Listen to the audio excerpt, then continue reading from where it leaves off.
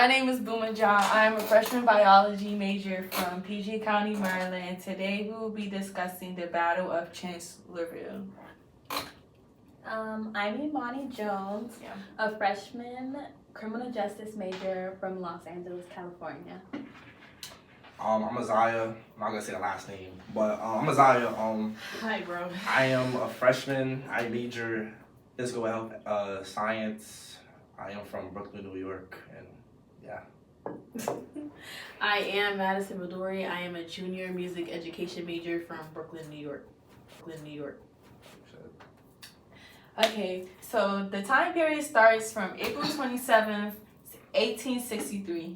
Union General Joseph Hooker launches the Chancellorsville campaign by moving the Army of the Potomac across the Rappahannock and the Rapidan River to outflank General Robert E. Lee's Confederate forces. Hooker's plans involved dividing his army, sending a large flank forces west through the wilderness, while leaving a small force near Fredericksburg to distract Lee. The Union troops moved swiftly and in secret, successfully reaching the area around Chancellorsville and gaining an early tactical advantage. Despite the strong start, Hooker hesitates, allowing Lee and Stonewall Jackson to execute a counter-attack that would lead to a major Confederate victory in early May. Alright, so on April 30th, Hooker's forces gathered near Chancellorsville, Virginia, where the battle was located. And Confederate General Lee begins to plan his response with only half the number of troops that Hooker's group had. On May 1st, Union General Joseph Hooker had a bold plan. He led about 130,000 troops to Virginia to trap Confederate General Robert E. Lee. A smaller army. Hooker thought Lee would retreat, but no. Lee wasn't backing down. Instead, Lee did the unexpected. He split his army into two, sending Stonewall Jackson with over 28,000 men to surprise the Union from the west. That day, the two sides clashed in dense woods around Chancellorsville. Lee continues the assault without Jackson. Heavy fighting at Chancellorsville's house and in the surrounding woods. Union General Hooker was injured by... He got shot. Oh, He got shot but stayed in command. Confederates drive Union forces back, capturing Chancellorsville. On May 3rd, Lee contributes the assault without Jackson, heavily fighting at the Chancellorsville house and in the surrounding woods. Union's General Hooker is injured by artillery fire but stays in command. Confederate drive Union force backs, capturing Chancellorsville. Okay, on May 4th and 5th, Union forces tried to hold a strong position near Rappahannock River, hoping to push back Lee's troops.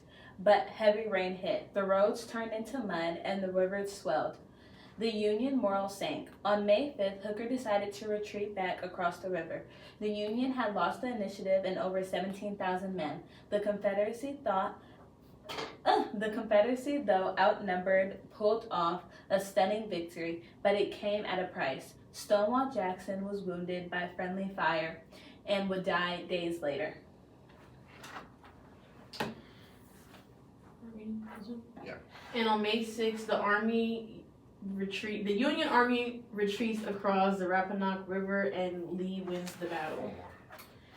And also on May 10th, Stonewall Jackson dies from pneumonia caused by his wounds, a huge blow to the Confederate Army.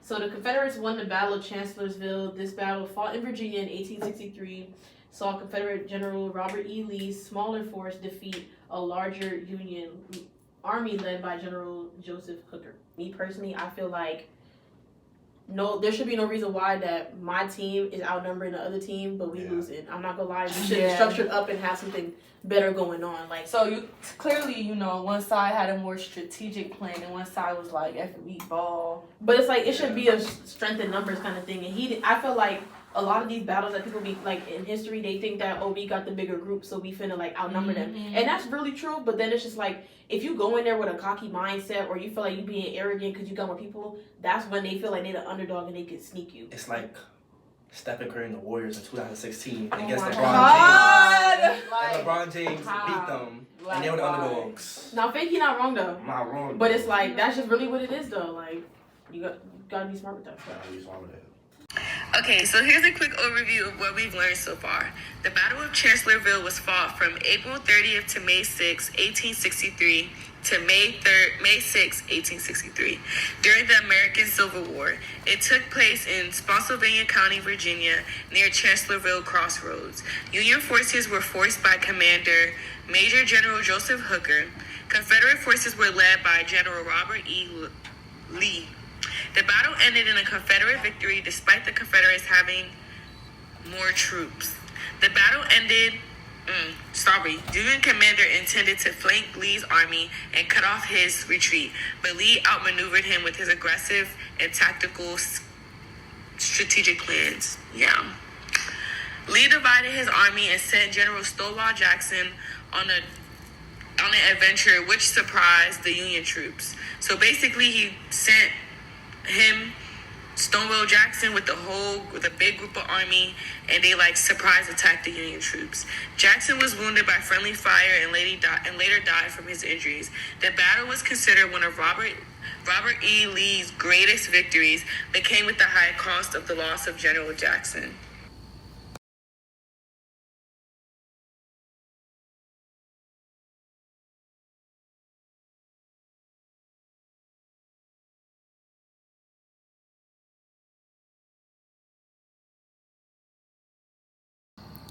And before we wrap things up, let's leave you with some final thoughts and wild facts about the Battle of Chancellorsville. Because honestly, this battle has everything: risk, drama, and serious consequences.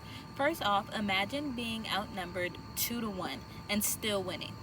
That is exactly what Confederate General Robert E. Lee did. The Union had around 1,034,000 soldiers, while Lee had just about 60,000, yet he still came out on top. It's one of the most famous underdog wins in American military history. And how did he pull it off? He took a massive gamble and split his army, not once, but twice. In the middle of the battle,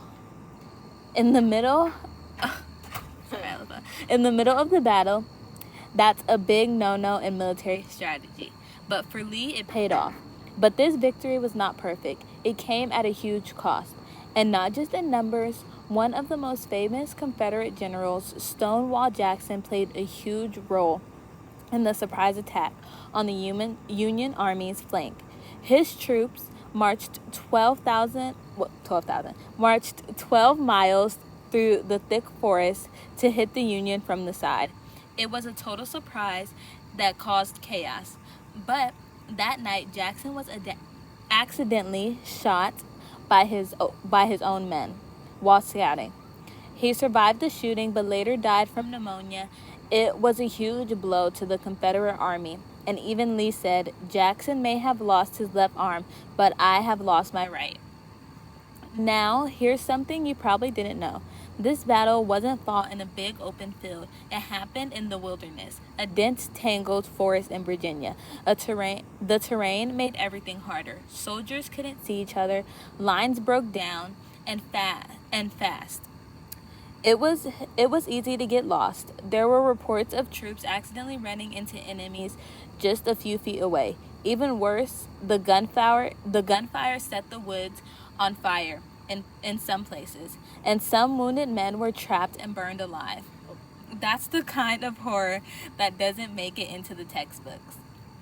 And get this, Union General Joseph Hooker, who was in charge of the entire Northern Army, was standing by a house during the battle when a Confederate cannonball hit the pillar near him. The impact knocked him out cold, literally. He was stunned, confused, and some say he wasn't the same for the rest of the battle. Yet he refused to give up. That left Union forces with almost no real leaders during the most intense part of the fight. And speaking of the Union, even though they had more men, more supplies, and the element of surprise at the start, they lost about 17,000 soldiers in this battle. That's a massive number. The South lost around 13,000, which is also bad, but the Union could replace their men. The South couldn't.